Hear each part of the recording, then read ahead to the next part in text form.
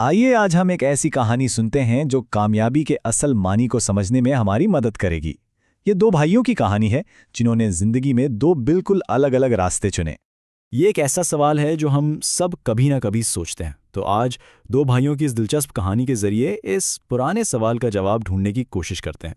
हमारी कहानी हमें पुराने बगदाद में ले जाती है। यहाँ दो भाई रहते हैं, करीम और हकीम। हाल ही में इनके वालिद का इंतकाल हुआ है और अब उन्हें खुद ही अपना रास्ता बनाना है। तो एक तरफ है बड़ा भाई करीम, जो ये मानता है कि रिस्क सिर्फ और सिर्फ मेहनत से मिलता है, और दूसरी तरफ है छोटा भाई हकीम, जो अपना सारा वक्त और तवानाई ईमान और इल्म हासिल करने में लगाता है। करीम अक्सर अपने भाई की इबादत पर तनकीद करता और कहता कि इन जैसे मुश्किल हालात में ये सब बेकार है, असल चीज़ तो मेहनत है। लेकिन फिर कुछ ऐसा हुआ जिसने सब कुछ बदल दिया। हकीम को अपने इल्म की बदौलत शहजादे का उस्ताद मुकर्रर कर दिया गया और उसकी तनख्वाह करीम से 10 गुना ज्यादा थी। अब ये सब देखकर करीम तो बिल्कुल ही चकरा गया। उसे समझ नहीं आ रहा था कि उसके भाई का रास्ता, जिसमें कोई बज़ाहिर मेहनत नहीं थी, इतना कामयाब कैसे हो सकता है। इससे लगा कि शायद वो असल राज समझ ही नहीं पाया। इसने सोचा कि मेहनत फजूल है, असल चीज तो सिर्फ ईमान है।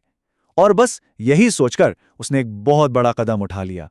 उसने क्या किया? नौकरी छोड़ दी, घर बैठ गया और इंतजार करने लगा कि कोई मोजज़ा होगा। लेकिन पहला दिन गुजरा, कुछ नहीं हुआ। तीसरे दिन तक तो घर का राशन भी खत्म हो गया। अब सोचें उसकी हालत, शर्मिंदा, भूखा और पूरी तरह से उसी भाई पर मुनसिर जिसको वो हमेशा गलत समझता था। उसने सबक को बिल्कुल उल्टा समझ लिया था।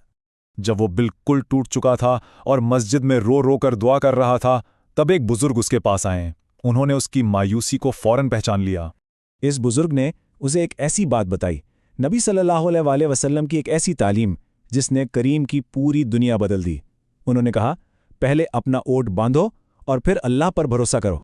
देखिए, इसका मतलब बहुत गहरा है। हकीकी ईमान यानी तवक्कुल का मतलब हाथ पर हाथ धरे बैठना नहीं है।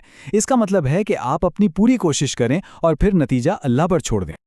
और जैसे ही करीम को यह बात समझ आई, उसने फौरन एक नई नौकरी ढूंढी। और आप जानते हैं, उसे दुगनी तनख्वाह मिली, क्योंकि अब वो सिर्फ मेहनत नहीं कर रहा था, बल्कि अपनी मेहनत के साथ दुआ और ईमान को भी शामिल कर चुका था।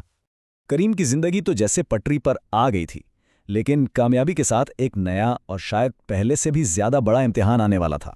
शुरू में तो सब ठीक था। वो एक मजदूर से तरक्की करते करते एक अमीर ताजिर बन गया, लेकिन फिर उस पर तकब्बुर हावी हो गया। वो ये भूल गया कि ये सब अल्लाह की देन है और समझने लगा कि ये सिर्फ उसकी अपनी काबिलियत है। और ये लालच इस वक्त इंतहा पर पहुंच गया जब शहर में कहत पड़ा। इसने गल्ला छुपा लिया ताकि गरीबों को महंगे दामों बेच सके।